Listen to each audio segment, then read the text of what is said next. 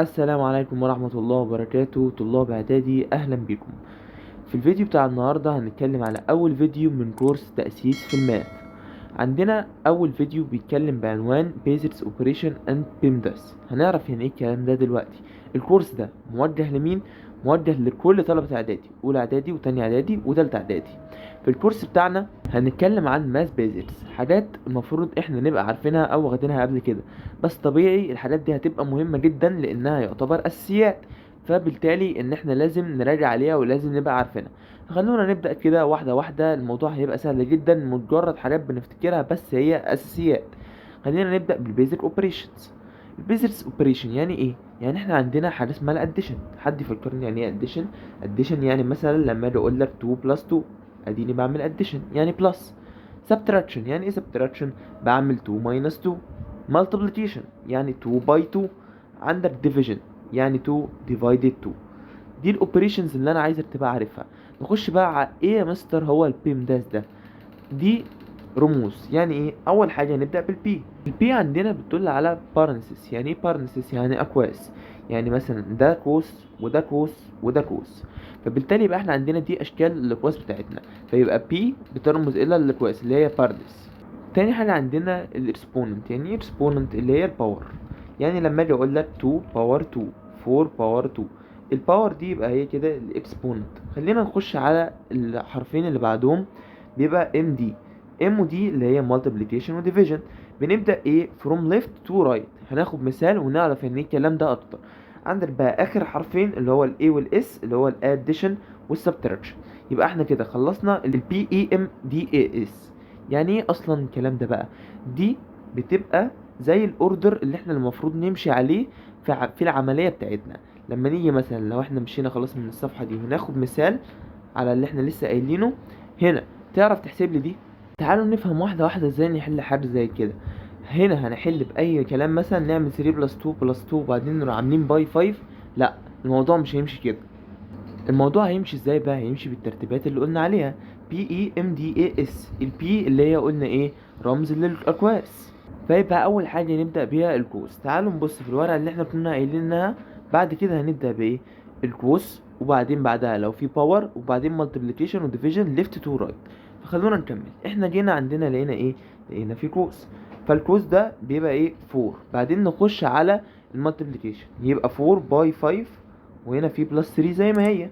فهنعمل ال 4 باي 5. 4 باي 5 بكام يا مستر؟ ب 20. 20 بلس 3 هتبقى الإجابة بتاعتك 23. لو كنت عملت حاجة غير كده الإجابة هتبقى غلط. فاحنا ايه؟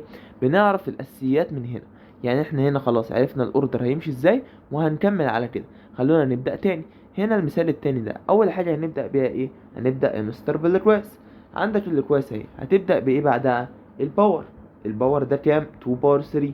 2 باور 3 بكام يا مستر؟ ب 8. فهنروح عاملين ال 8 بلس ال 4 اللي عندي هتطلع بكام؟ ب 12. يبقى احنا كده كل الرو كوز ده طلع بكام؟ طلع ب 12 يا مستر. فالمسألة عندنا بقى بالشكل ده. دلوقتي هتبقى المسألة بالشكل عامل ازاي؟ لازم تبقى مرتب حالك. 13 بلس 5 في الكوز جوه 12 ديفايدد 2. قلنا في القاعدة بتاعتنا ان احنا بنعمل ايه؟ لو جينا بصينا هنا left to right. فلما نيجي نرجع تاني left to right يعني نبدأ بالليفت. فهنا الليفت نبص يبقى احنا هنبدأ بالباي بعدين الديفايد. 5 باي 12 تطلع بكام يا مستر؟ تطلع ب 60. فيبقى احنا عندنا هنا ب 60، وبعدين هنا divided 2 بلس وهنا 13. فهنروح عاملين الاول ايه؟ الديفايدد. 60 ديفايدد 2 بكام؟ ب 30. فيبقى عندك هنا 30 بلس 13. كده هنبقى سهله ونعملها. 30 بلس 13 بكام يا مستر؟ 43. يبقى احنا كده خلصنا السؤال التاني. اخر سؤال، وقف الفيديو جرب تحله لوحدك كده. لو عرفت تحل السؤال لوحدك يبقى عاش، لو معرفتش يبقى تعالى نتابع مع بعض هنحله ازاي. خلينا نمشي الاول بالاساس. قلنا اول حاجه نبدا بالاكواس اللي هي البي.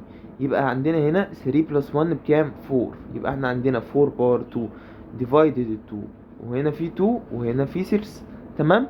بعد كده حد شاطر يقول لي هنمشي ازاي؟ بالاي اللي هي الاسس. عندك دي اسس اهي اللي هي الباور. يبقى ال 4 باور 2. 4 باور 2 بكام يا مستر؟ 16. فيبقى عندك هنا 16 وننزل الحاجه زي ما هي. فبعد ما عملنا كده هنعمل ايه؟ ليفت تو رايت. ليفت تو رايت يعني هنبدا بدي. 2 باي 6 بكام؟ 32. وننزل المسألة زي ما هي، نحط هنا divided 2 وهنا plus 6. فبالتالي يبقى عندنا 32 divided 6 هتبقى بكام؟ هتبقى ب 16. فبقى عندك 16 plus 6 هتيجي تروح عامل equal، هتطلع بكام يا مستر؟ هتطلع ب 22. يبقى انت كده حليت السؤال. شفت الخطوات مشيناها ازاي؟ عملنا ايه؟ ال PEMDAS اللي هو هنا دي بتبقى اختصار للكواس، وهنا دي اختصار للباور، وهنا دي multiplication divided addition subtraction. خلونا نخش على الحاجة اللي بعد كده. اخر حاجة معانا في الفيديو البسيط والسهل ده هو ال HCF وال LCM. هتحتاج الحاجات دي وانت بتطلع اعدادي، كده كده هتحتاجها وهتحتاجها قدام. عندك يعني ايه HCF؟ يعني highest common factor. يعني ايه ال LCM؟ least common multiply. انا مش فاهم اي حاجة يا مستر، خلينا نفهم بمثال. بيقول لك عايز الهايست كومن فاكتور ما بين 12 و 16. اول حاجه هنعملها ايه؟ تعرف تقول لي الفاكتورز بتاعت 12 ايه؟ يا مستر 12 الفاكتورز بتاعتها 1 و2 و3 و4 و6. طيب تعرف تقول لي ال 16 الفاكتورز بتاعتها ايه؟ يا مستر اعرف طبعا، الفاكتورز بتاعتها 1 و2 و4 و8 و16. تعرف تقول لي هما متشابهين في رقم كام؟ ايه اكبر؟ ده متشابه وده متشابه، ده متشابه وده متشابه، ده متشابه وده متشابه. ايه اكبر واحد فيهم؟ هتقول لي يا مستر الفور والفور. يبقى كده الهايست كومن فاكتور بتاع 12 و 16 كام؟ 4. فيبقى الاجابه بتاعتنا 4.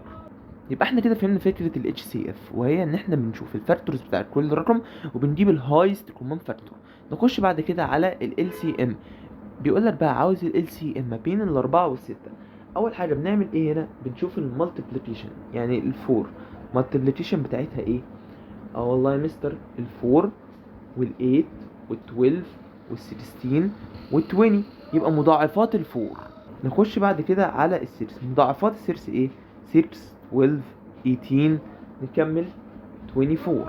يبقى إيه أكبر رقم عندنا لو إحنا جينا شفنا في الكومن 12 و12؟ يبقى ال LCM بتاعة الفور والسيرس هتبقى ايه؟ هتبقى 12 يا مستر.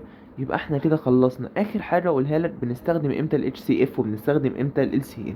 ال HCF بنستخدمها لو simplifying fractions. فاحنا في الفيديوهات اللي جايه هنعرف ايه الفراكشن وازاي بنعمل بلس اديشن وسبتراكشن للفراكشن، او dividing things into equal groups. يعني ايه؟ يعني انا مثلا لو عندي لام وعندي كراريس وعايز اعملهم في بورسز، فاحنا هنشوف ال HCF ونقسمها ونحلها. ال LCM بقى بنعمله ايه؟ في ال adding or subtracting في الفراكشنز. وبكده يبقى احنا خلصنا الفيديو بتاعنا النهارده. كده يبقى احنا كل اللي شرحناه ايه؟ شرحنا ايه هي الاوبريشن، وشرحنا ال HCF وال LCM، وشرحنا كمان الاوردرز او الترتيبات اللي احنا نعملها في الايكويشن نفسها. كده نكون خلصنا الفيديو الاولاني من فيديوهاتنا. ان شاء الله الفيديو الجاي هنشرح الفراكشن وايه هو الفراكشن وازاي نعمل اديشن وسبتراكشن. تابع معايا بقيه الفيديوهات وتابع البلاي ليست كلها عشان تعرف تستفيد وتبقى جاهز فعلا للسنه الدراسيه الجديده. ومتنساش تعمل لايك وشير وسبسكرايب. شكرا.